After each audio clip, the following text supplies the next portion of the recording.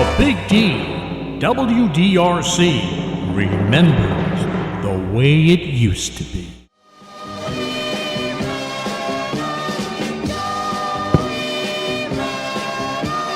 Swing, Joey, swing! Burn, baby. Oh, God. Do I have to listen to that? Oh, my goodness. Joey. Oh, God. Oh, God. Hiya, hiya. Oh, yeah, this is your part, Joey. Yeah, that's right. Nothing's changed except I can't hear you guys. I got to go get my hearing aid and my walker. Is it 100 years, 100-year anniversary of me or the station? Which is it? Oh. Both. Yes, I remember you and Franklin Doolittle first starting out in 1922. Joey, I remember just all those stunts that the two of you used to pull.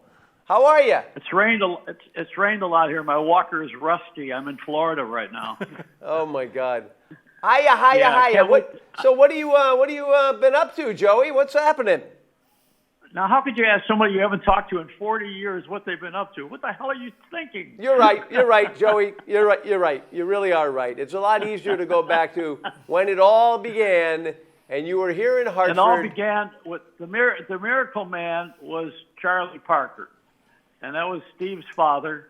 And Steve has taken on a bit of his dad, but not entirely.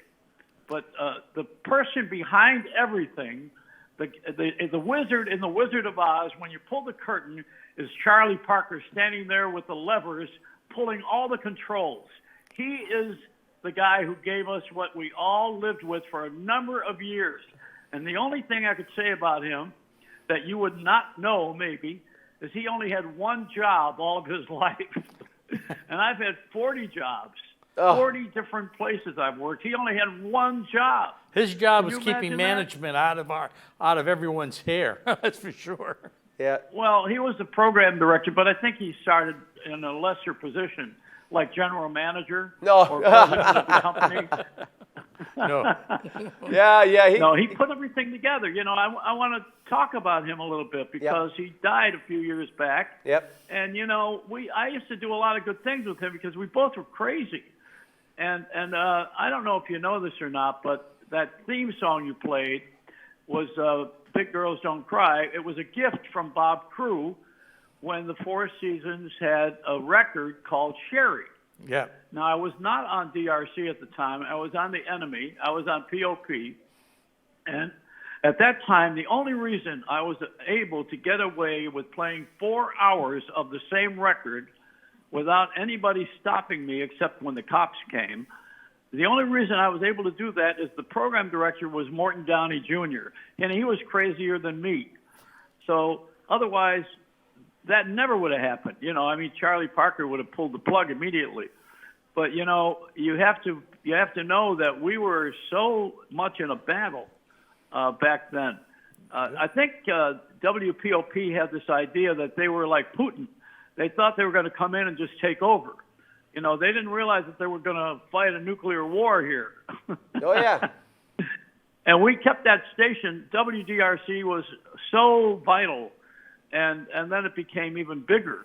You know, how it's like Billy Joel. You know, now he's at Madison Square Garden every month.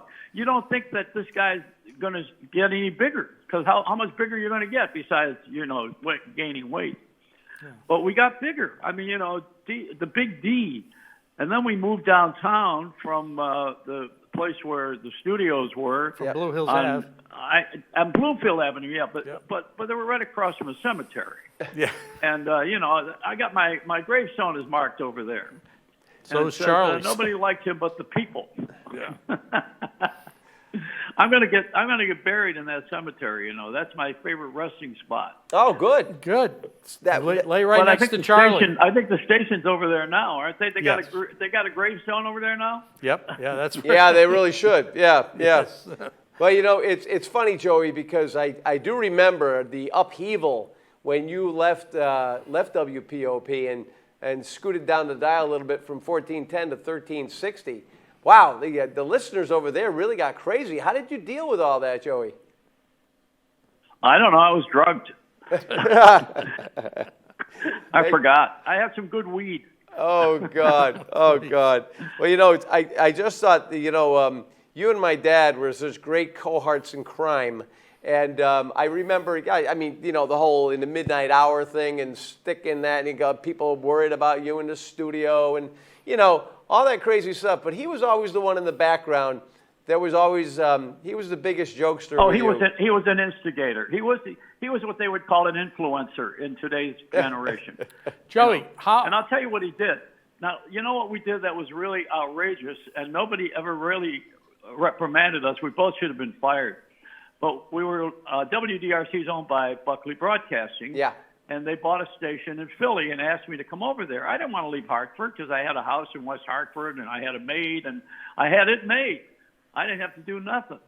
But, I took the job because the old man, Buckley, asked me if I would come over there and help his son, Rick. And Charlie was asked to go there, too, but Charlie's never going to leave Connecticut. And I said, Charlie, how are we going to do this? I can't go to Hartford. I can't go to Philly without you. You're my buddy. He's my other piece he was the other instigator. Right. So when I got there, Rittenhouse Square is very gay in Philly. Mm-hmm. And he almost fell off his chair when I did a tape of a cockfight. Oh, my God. Which was the Roosters in Rittenhouse Square. Oh. Charlie said, we're both going to get fired. Oh, God. He was unbelievable. I mean, everything about him was my passion. We did a lot of. I keep talking about him because I think when you work with somebody that is like a partner, but he was a silent partner, and in the radio and television business, but especially radio, nobody ever knew of what was going on behind the scenes because we never told them. And the reason we didn't tell them is that people were called promotion men, meaning that they were men mostly and women, and they would come around the country to all the stations and present their records. Now, a lot of music got famous with DRC. The Wild Weeds, they took off, Connecticut, local stuff. Mm-hmm. And in every city there was a local something or other because of radio. And on the radio, we played the songs of the community, but we also had other songs that were famous everywhere else. And the way the social networking before electronics was done with the promotion men. They came around the country. They were hired by record companies to influence the radio disc jockeys and the program directors and music directors like Bertha Porter. And they were to come around and tell us what to play.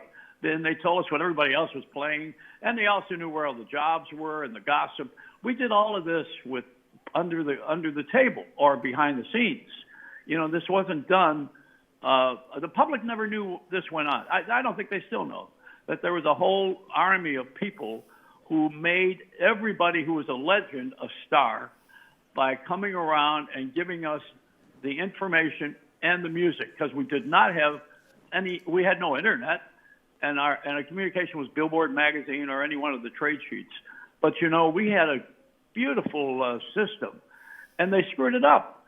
And now the radio is where it is right now. I don't need to tell you that. The NAB should be run by the NRA.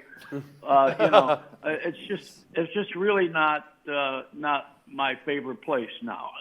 I love tower radio. It's all tower radio. And the towers now belong to...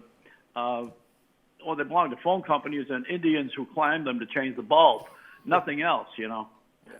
But I like having the radio the way we had it before. But I don't miss those days. I just miss the medium itself. The medium itself was great. I don't think we needed to give it up because I think people get in the car. They like to push a button instead of setting their Bluetooth and going through 15 changes to get a sound. But we're doing it. I'm on the internet all the time. I'm on TikTok and YouTube and Facebook, and I'm an informer and also an influencer, or whatever the hell you want to call me. I'm a social pathological liar. Keep you always have great stuff, Joey. And I just saw something you sent me with what was the monkeypox thing you just sent me? Oh, I was at the San Diego Zoo, and the gorilla took a rest, and I had my granddaughter stand over it like it died. I love it. I love it. Yeah. And I said she's working on getting rid of monkeypox. Well, the one thing, Joey, is my dad could really put you up to anything, and you love the challenge. I remember him sitting at the typewriter working on stuff with you, and just pounding out the typewriter and working on these crazy things, and so much fun. But I do remember, I remember when you stuck that record, and my dad was standing there that was the Wilson Pickett one. That was in the midnight hour. Who came up with that idea? In the midnight, yeah. Yeah, in the minute. Was that Charlie or you came up with that idea? That's Joey. Oh, Charlie. Charlie was always, he and I both giggled through everything. And then we would, I would take the rap. That was the whole thing. Yep.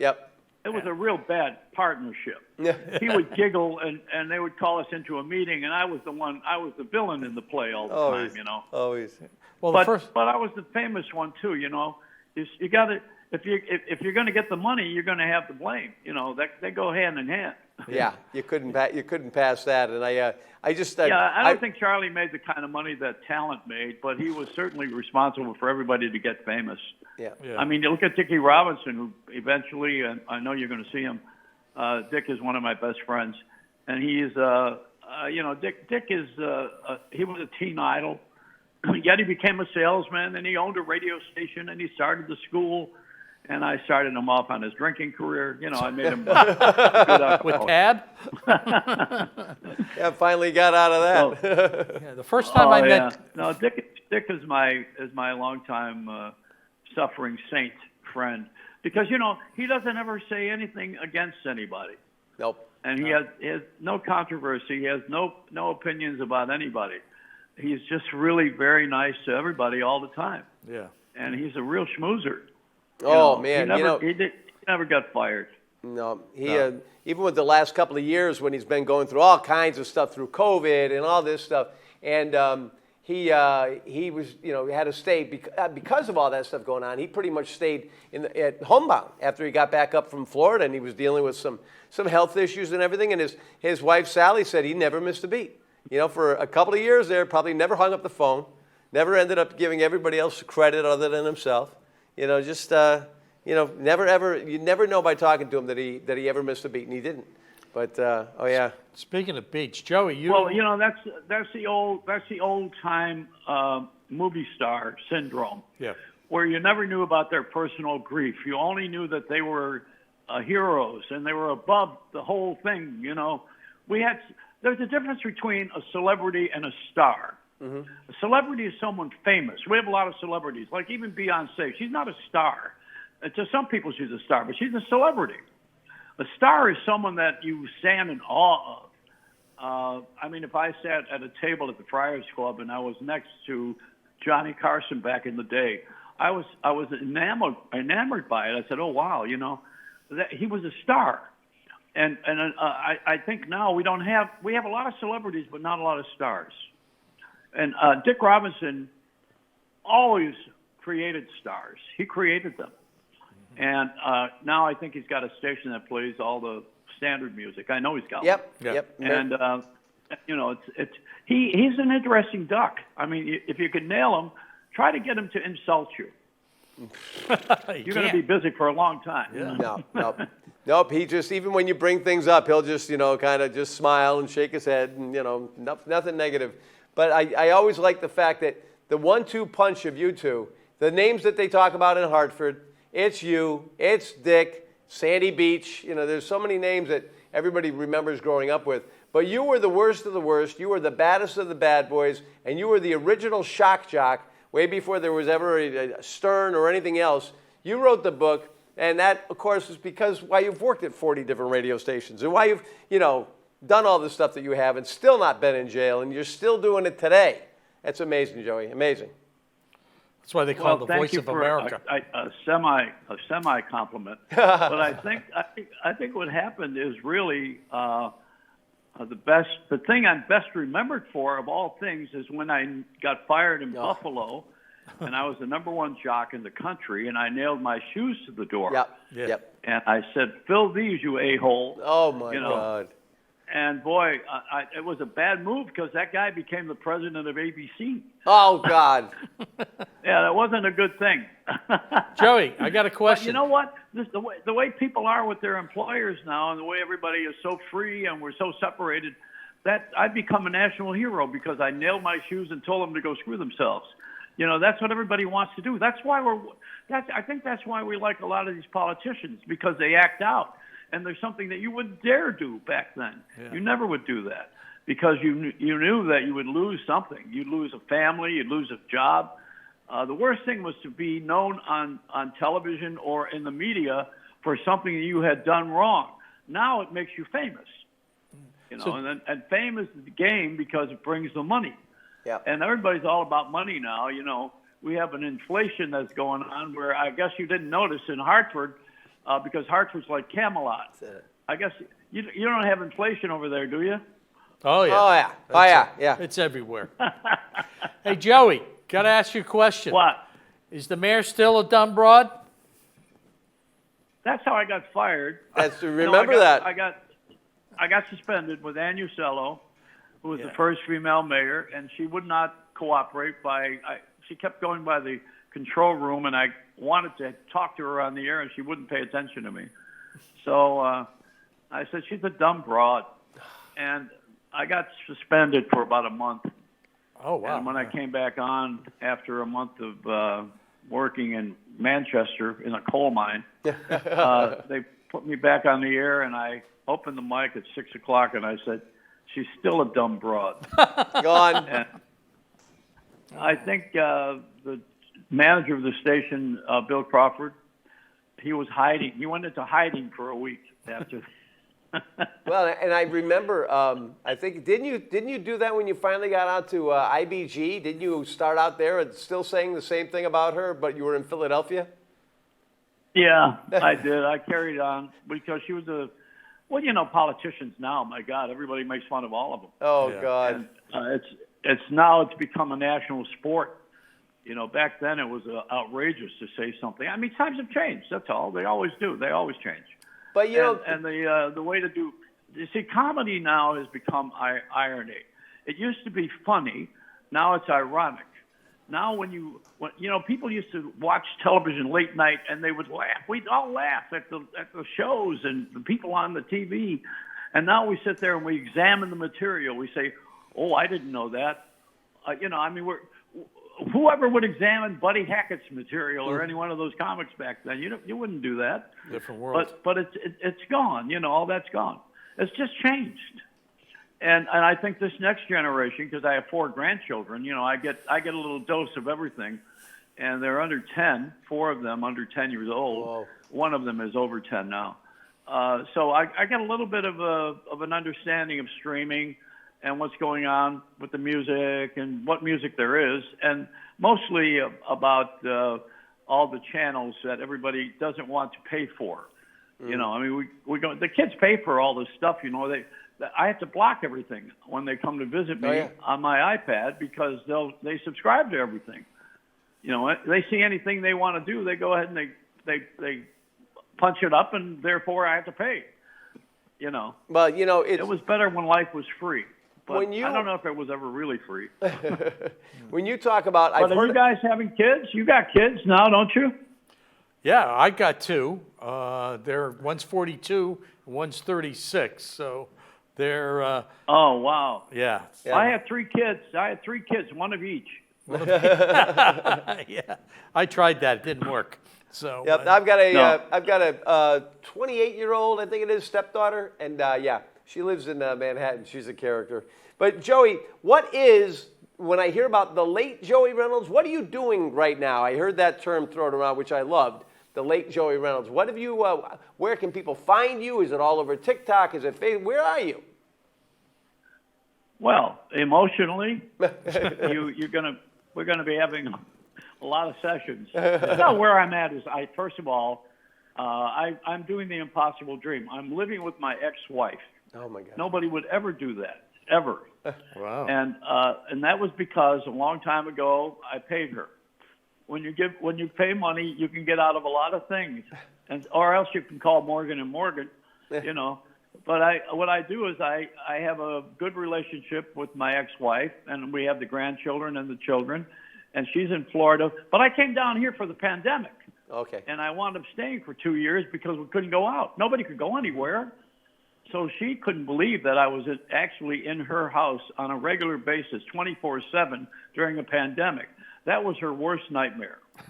You know, I mean, that's how you punish somebody who divorces you. Oh my God. Move in with them. Go live with them again. They'll never forget you. Anyhow, yeah. Yeah, but you're. No, I have right now I'm on YouTube, and it's every day I do. You know what I do is I stay relevant. And what I like about the internet is you can say anything you want to say, which I always did anyway. But I like the idea that I don't have to answer to any of these ridiculous rules that nobody follows now, like they used to either. You know, I mean, the FCC is crippled. I don't even know what they're supposed to be doing anymore. They have not done a goddamn thing in 12 years that I know of. And the same thing happens with those other guys, the conglomerate owners. You know, they're foolish as all. Here's the irony of it all. Once again, ironic. Here we go with the irony. You take a company like iHeart is an internet company. It's an over-the-air power station from AM, FM with towers. They bought too many stations. They bought about 600 or 700, maybe even more. And they're all over the country with various radio stations. So what do? They have syndicated shows, and they fire the local disc jockeys.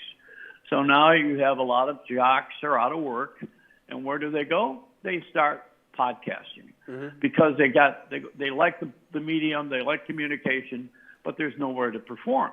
So they started the podcast, which is not as profitable. But, you know, the radio stations that we know, the AM and FM stations, they're owned by one or two companies, own most of them, honestly, and they're bankrupt, as a matter of fact. The companies are bankrupt. But they're using the Internet to make money so they can stay in business with the licensed properties. So the FCC is only licensing the tower stations, but not the Internet stations. Wow. And you can do whatever you want on the Internet. But pretty much. But on the over the air, you got to follow their rules. You know, there's 7 words you're not supposed to use, which George Carlin presented. Yeah. And that came from a comedian. You know, it didn't come from the FCC. I've used 4 of them this week. 3 of them before you called. Yeah, my goal is to use all 7 of them in one sentence. There you go. I think that was air. I think that was what George Carlin was able to do. Yeah. Oh my God. Yeah. Yeah. Well, he was. Well, you know what? He and I became good friends because he was listening to me one day in New York on NBC when I was on NBC, and he called me, and I didn't believe it was him. And I said, "How do I know it's you?" And he says, "Well, I don't know how to prove it." And I said, "Where are you?" He says, "I'm on the thruway." And I said, "What are you doing on the thruway?" He says, "Well, somebody has to be here." He was just creative about everything, you know. And we have so many good comics, and we have some now. You know, at the Friars, there's 3 of them in particular I like. 2 of them have been on America's Got Talent. One of them is I guess the one that I like the best is Tom Cotter. He's very funny, and he's a creative guy. You know him when you see him. He's just a really good comic. He makes you laugh. You know, I like people that make you laugh. That's a comic.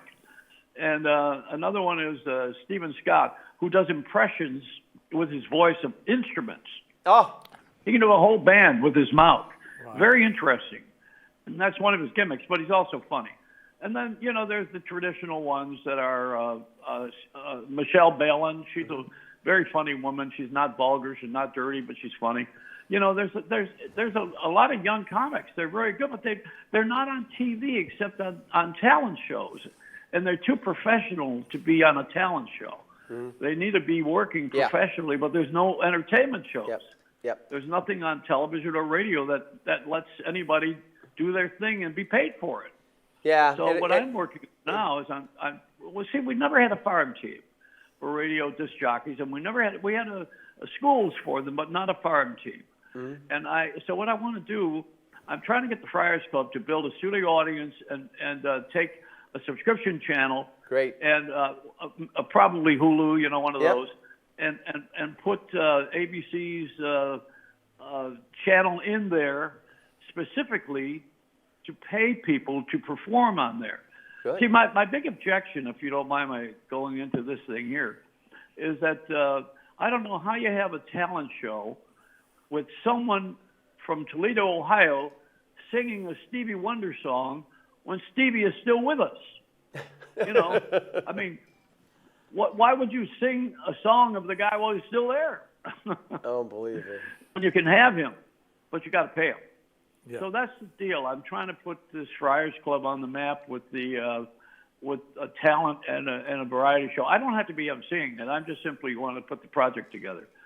You know, Well, I tell you, I mean, I don't want to end up like Alec Baldwin and shoot myself in the foot or someone else. You know. Well, you know, though, Joey, as many years as you've been involved with the Friars Club, that's always been like the big mystery. You know, all you comedians and everything else being part of the Friars Club. Wasn't that something you had to get, like, I don't know, somebody had opened the door for you to come in there? Or how did all that come together?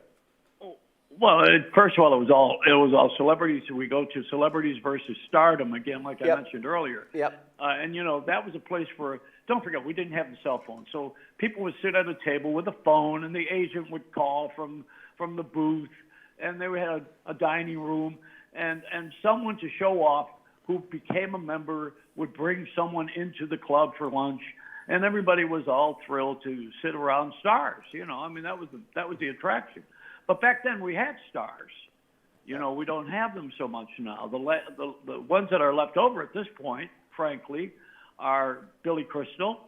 He's still very much with us, you know. Yep. And I would say also Robert De Niro, still very much with us. But these are older guys, you know. They didn't develop the younger crowd. They didn't do the groundwork. You got to keep it going. And you know, when you have young people who are very talented and they have a place to perform, you're going to be surprised. They're real good. And I'm a champion of all of that. I'm not trying to be Ed Sullivan, you know, if you remember him. Oh, yeah. But you know, listen, I hung out with the Giants, as they call them. You know, my best friend was Les Paul, and he created the electric guitar. Yep. Sid Bernstein brought the Beatles here. Joan Rivers, they're all dead. All my friends are dead. And, you know, so what are you going to do? You're going to hang around and be the late Joey Reynolds. Oh. No, I think that's great. But we're still your friends. We're still here, Joey. Come on. Oh, you guys are great. You're the young hope on the management side. But see, you didn't stay on the talent side. No, it's even management and the business, and you know, when you work for these multi-billion-dollar conglomerates, it's just well, you know, if there's a microphone, gonna grab it anyways. But yeah, I tell you, just growing up with people like you that really knew how to just use their own creativity, and you know what it is now, Joey, is that, you know, my dad would always say it's not about, even when FM came in, he was not about the AM and the FM, none of that. He said if the programming was interesting, you'll listen through a Kleenex box. And the thing is, right now, right. Nobody's getting a shot to be original. Yeah. Because it's not about, you know, whether it's, you know, Sirius or Pandora or whatever. It's somehow, like you did, you know, cutting through all that. I mean, if the talent's there, you don't care. I mean, if the hottest talent in the world is only on AM radio, everybody's going to AM, you know. That's what it is. So. You're right. I agree with that, and I think that's what I'm doing. And I use the Friars Club because it's a central point in the #1 city for media. That's the main reason. It has a brand, and it has also a location. So you have to start somewhere to interest these money people to support a network to put in there so that you can pay people to do the work. Yeah. See, it's all about paying talent. That's what's missing. Yep. They don't want to pay talent. We haven't had anybody since Regis Philbin is gone, Letterman's gone, even Oprah's gone. These people are all gone. These are all personalities. You don't have them anymore. We get stuck with these 3 late-night mediocre comics, you know, and they on the television. Not that they're not talented for certain things, but not any one of them is brilliant. Not any one of them is a Steve Allen, a Jack Parr, or a Johnny Carson in the TV forum. Not any one of them. They don't have that. They don't have that special little thing that you have to have that draws people. People want to be with you when you're good. They want to know you. They want to be close to you. They want to be loyal. But you can't follow anybody anymore. And then, you know, the politicians are also full of crap. Nobody can follow anybody. It's a tough world. So we may as well do what we're intended to do, which is to build all over again, start all over. That's what I'm all about before I leave this planet, hopefully. Oh, you've reinvented, Joe. I know. You've reinvented yourself a million times, and that's you're a great inspiration to so many people because it's always been, you know, where's Joey? Where's Joey? It's like, you know, trying to find you, and then all of a sudden, boom, you're up on YouTube, or you're over here. There's another, you're doing something else on Facebook. You stay out there. You stay relevant because you're doing that kind of stuff. It's just that you are still the man, the myth, and the man they're still trying to find out. And the legend. Where he went. Big legend. And he's still alive and well. Yes. You're awesome, Joey. Is there anything you'd like to throw out there before we get out of here? I would like to throw everybody out of the radio business who owns a conglomerate. And I would like to tell them that they better really straighten out because they're ruining a great game. Yeah, to that. Yeah. And they're not going to change because I said that. Yeah. But I'm coming after you. Well, we're going to put some good talent. If you know, your father was right. It's about listen. We have short attention span. People are talking about short attention span. You don't have short attention span when you're interested in something. Yep. 12-year-olds and 70-year-olds can watch a ball game for 3 hours because they're interested in the ball game.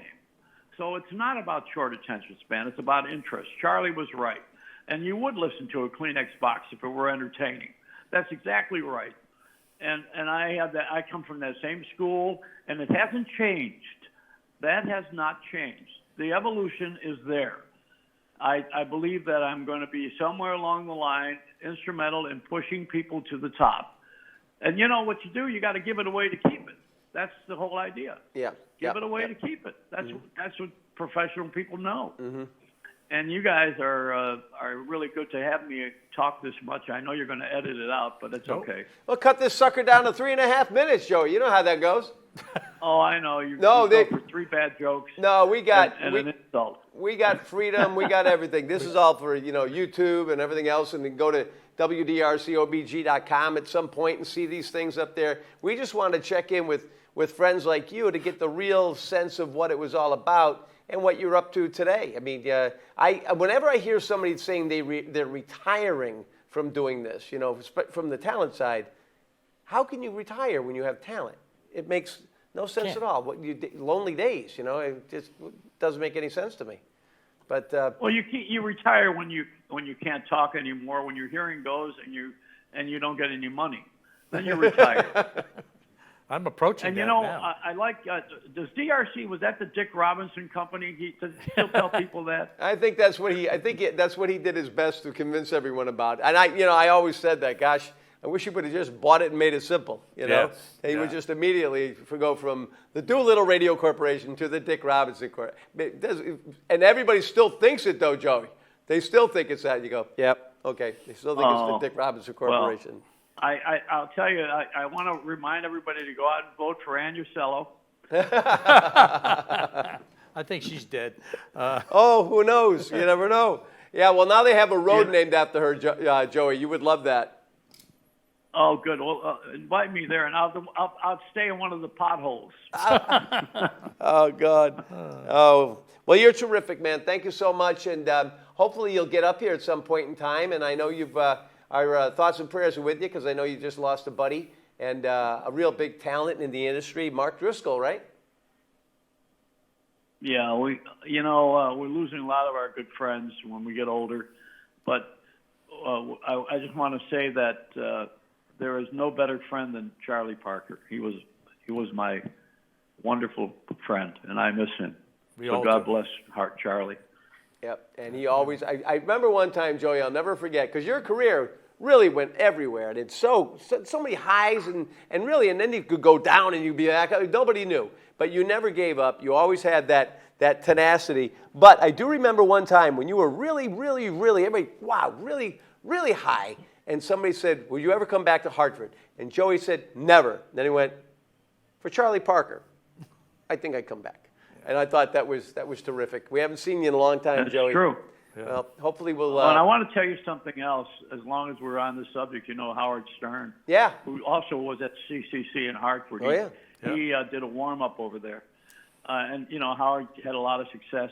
His was mostly sexual. Mine was anti-establishment. Yep. You know, everybody had their own plague, Yep. and Imus, I think, was mostly political. Each one of us had a breakout for a certain something that we did that was irreverent, to say the least.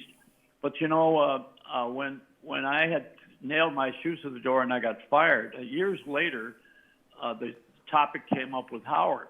So Howard called me on the air, and I was on NBC at the time, which is where he was. Yep. And he said to me, did you really nail your shoes to the door? And I said, yeah. And you told him to fill them, you assholes? And I said, yeah. He said, oh, that sounds like something I would do. And I said, Howard, Yep. when you were born, there was a star in the east. Me. Amen. So true, and you always will be, Joey. Thank you so much. Can't you just? I love you, Steve. Love you too, man. Take care. Thanks a lot. Well, Yeah, and you know what? Both of you guys have come a long way, and I think you ought to learn how to edit this tape. Oh yeah, I got a call today. The Radio Hall of Fame has also not admitted me again. So I got a call from the oversight committee. Well, at least they took the time to call you All and tell right, you. I'll talk to you later. All right. Okay, man. take care. Bye bye. Bye-bye. What a guy. What a He's guy. amazing. It's unbelievable. And I- never, ever. Yeah, just like Dick. No, never missed a beat. Never missed a beat. I ran into Joey I meant to say something. Ran into Joey in New York City. He used to hang out at Ellen's Stardust Diner. Yep. And I walked in there and I dealt with Joey and he goes, hey, Mr. ESPN. And I looked over and it was Joey sitting next to this older gentleman. Yep. And I went over, hey, Joey, how you doing? He says, oh, I want you to meet my friend here. And how are you? His friend was Les Paul. And I go, the Les Paul? Yeah. Oh, yeah, and I never talked about guitars. I talked about two-track, multi-track recordings. Yep. Because without him inventing that, I wouldn't have been able to pull half the stuff I did when I was at DRC. Yep. And we sat and talked for about 5 minutes on the recording. Then I had to go join my family over where they were sitting. And I got back. My wife said to me, where were you? I says, ran into Joey Reynolds. Oh. I says, he's with Les Paul.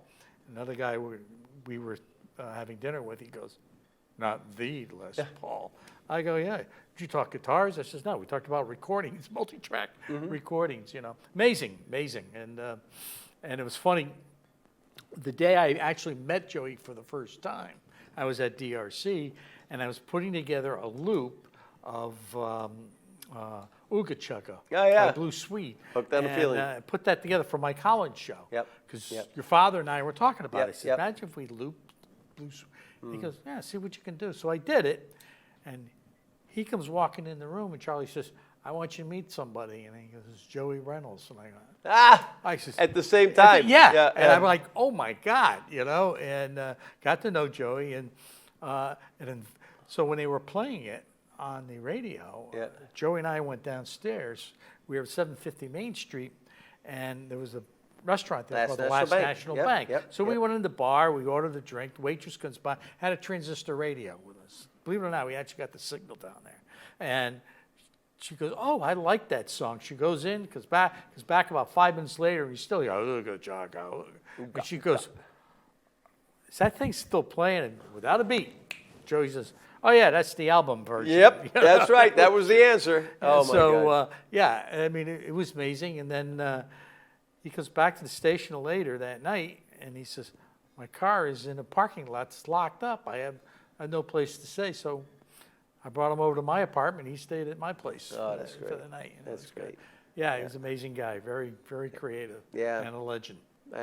Thanks a lot, Joey. That's Yeah. incredible. Yeah. I hope you enjoyed that. And wait till you see who we've got coming up next. Oh, You who? thought him? Whoa, ho, ho, ho. We don't have. Yeah, can't say anything. Can't say it. Please, please, yeah. Keep it. Welcome, and thank you for joining WDRC Remembers. Thanks, everybody. Ooh.